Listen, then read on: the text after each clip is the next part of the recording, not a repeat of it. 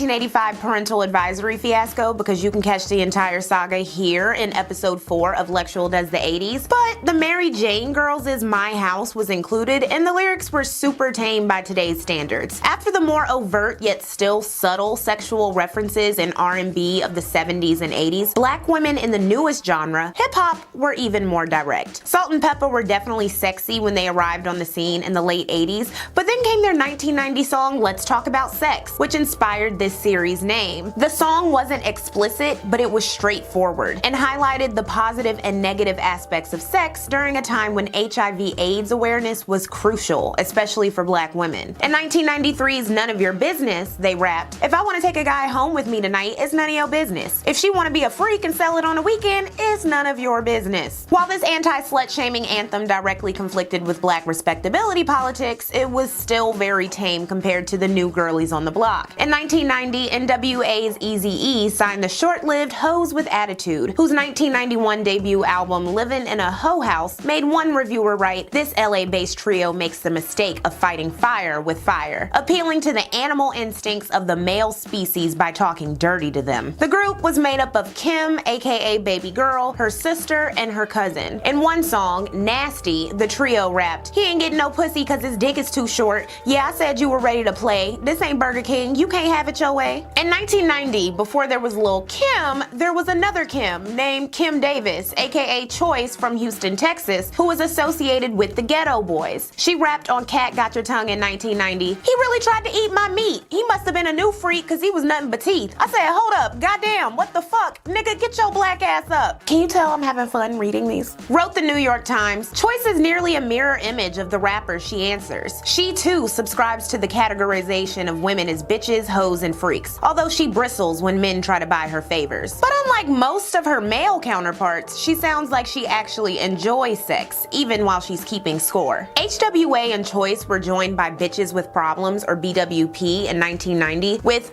Bitches standing for Beautiful Young Talented College Honeys. Starring Linda McCaskill and Tanisha Michelle, their song 2 Minute Brother reached number 6 on the rap charts. See, I'm the kind of bitch that loves to be fucked, trimmed, tucked, stuffed, and sucked up in my ass deep down in my throat so we can get busy but Jimmy wear a raincoat. Their raunchy music and the accompanying video even reached the mainstream, with Entertainment Weekly reporting in 1991 that, quote, "A whole ivory soap factory couldn't wash these ladies' mouths clean." Just like all the other black and sexual female artists who came before them, BWP were dynamic women with wide interests. Talking about like the Ghetto Boys music and Bitches with Problems music, like pornography. Well, let's check out the movie system. Let's check out the evening news and daytime soap operas. This is all pornography. This is all explicit. Now, as far as we come up and we make music, and it's entertainment, first of all, and we do speak on a lot of reality-based subjects. It's all true, and what goes on around. We hold up that mirror on society, and we display what we see and what we know, and that's what we talk about.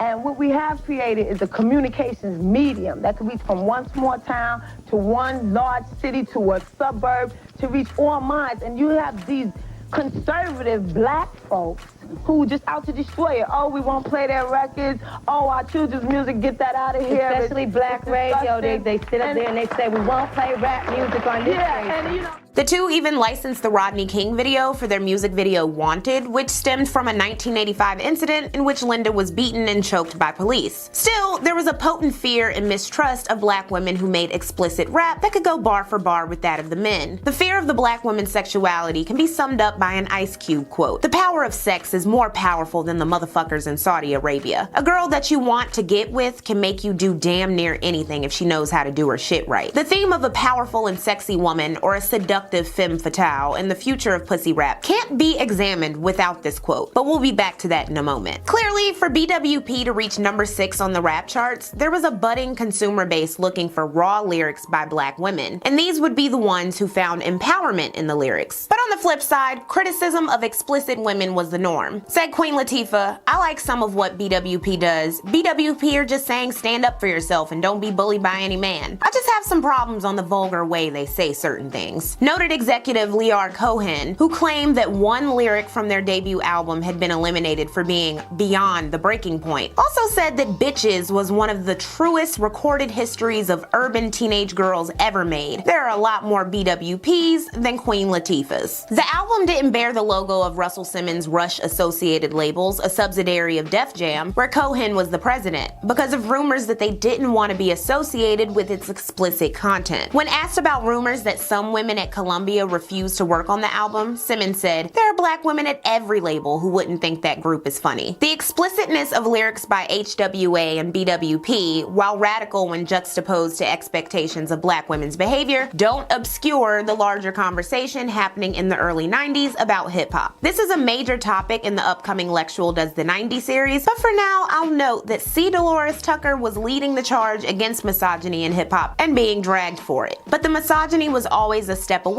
from female rappers, even when they were being lauded for sticking it to men. In addition to BWP being under the rapist Russel Simmons, at the January 27, 1991 release party for BWP, future hip-hop mogul Dr. Dre assaulted journalist D. Barnes. She got beat down. The host of that show, did something and she know what she did and got beat down, and I hope it happened again. See you around, buddy boy.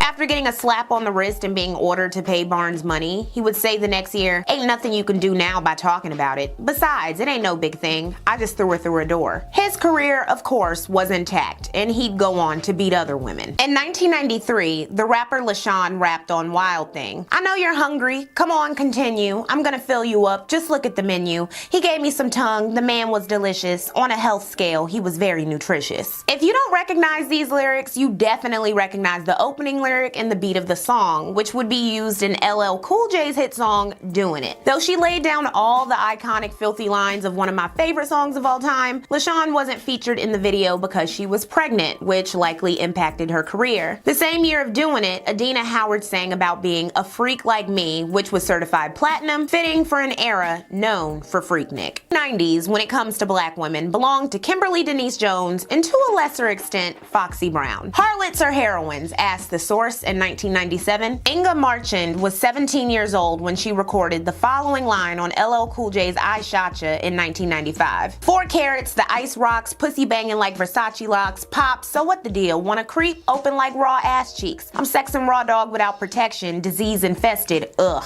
Lil Kim's 1996 debut album Hardcore was iconic and controversial. Kim was in an abusive relationship with Christopher Wallace, aka Biggie, and whether or not he wrote the lyrics for her was a major rumor that hounded the early part of her career. But her lyrics of grit and frankness on later albums have stood the test of time and inspired countless female MCs down the line. She bragged on Queen Bitch, "Bet I wet you like hurricanes and typhoons, got buffoons eating my pussy while I watch cartoons." And a series of articles picked apart her image and whether or not her music, which was massively popular among different classes of women, was empowering or exploitative. In 1997, the Rolanda Watts show asked, "Is Lil Kim sexualizing our children, turning Kim into a villain responsible for the morality of American youth?" Now they're little kids. This little girl's 12 years old and keeps singing the lyrics. Hi, Chanel.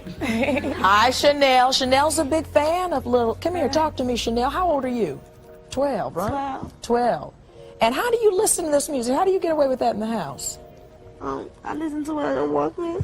On the Walkman? On the Walkman. How do you help little 12-year-olds like this understand that the music that they're listening to should not affect their lives? We're concerned about 12-year-olds singing about sex like this. Yeah. So what do you say, Lil Well, I Kim? definitely think that Chanel is too young, but mostly I think that she listens to it for the sound and for me being a young, positive, black young woman doing my thing, you know what I'm saying, and getting over a hump. And I want you to make sure you keep God in your life. And me as an older person to you, I want you to, be sure, I feel that you're too young to be having sex. You're too young to be listening to my music too. But if you're gonna listen to it, make sure you do the right thing. Don't go out and have sex for the wrong reasons. And if you do,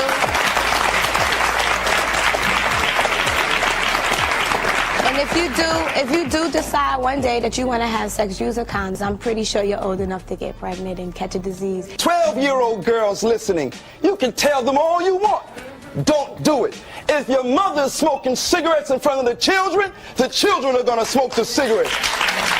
Some people pointed out the need for more explicit boundaries between what is purely for adults and what's for children. There is no clean version. Play the music at a proper time when children are not listening. What about the young people? Like you say, it should be up to the music industry, the radios, to not play this music. They can pick up these tapes and these CDs anywhere. They can copy them from friends, from older kids. What about the children that don't have that guidance in their life? Somebody to tell them. Sex is a part of life. I'm saying, regardless whether it's music or not, kids is gonna learn about sex. You know what I'm saying? It's the birds and the bees. They gonna wanna know how they came. But some people are afraid if they hear music like what Lil Kim sings, they're gonna start having sex a little too soon. Let me say one thing. Go on, Ed. Two things. First of all, I agree with Officer James Davidson. I always fight in Hot 97 all the time. I'm one of the leading people that fight for certain times of the day. I don't think certain songs should be played on the radio. I always fight about that, and I always fight to make sure the stuff that we play is as clean as possible. But when you start attacking hip-hop is nothing more than a reflection of the society in which we all grew up in, all right? For me, because I stay close to my community and I know what's going on. The next thing you know, you're going after Bugs Bunny, Rob. Bugs Bunny kicked people off a cliff. Did that make little kids run out and kick people off a cliff? What about the road runner?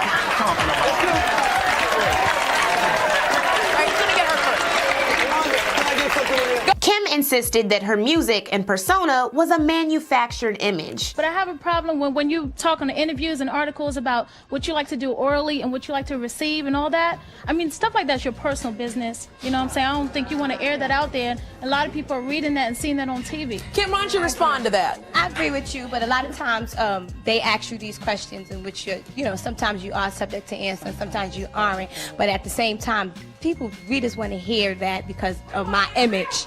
Yeah, you know what I mean? Half the time she stood by her lyrics, the other half of the time she was playing them down. An October 1998 article in Spin magazine mentions that Kim had pop-oriented plans for her second album that wouldn't cover the same sexualized territory as her 1996 debut. In another Spin feature from that year titled From Freaky Mama to Button-Down Businesswoman, Kim said, "That stuff I rap about is what I used to do 4 or 5 years ago. I've really just been chilling out lately. When I hear all these things about how I'm a hoe and a slut, it kind of hurts me." The critics of 1996 and 97 had definitely bothered the Queen Bee, but her follow-up albums and image were still raunchy. While the backlash to Kim's manufactured image inflicted further damage to her self-esteem, she wasn't the only one being explicit or sexual.